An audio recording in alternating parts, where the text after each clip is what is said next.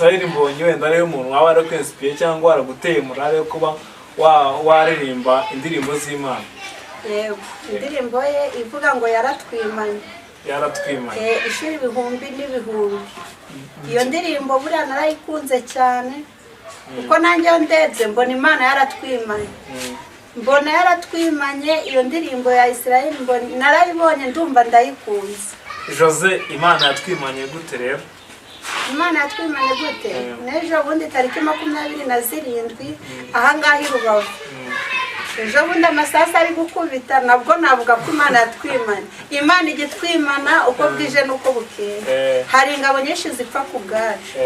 Ariko Imana nta munsi n'uyu munsi kuba twicaye hano ikaba yaturinze yatwimanye. Si uko ibiduhiga bitari bihari, ahubwo imbaraga zayo nizo zaturinze, imbabazi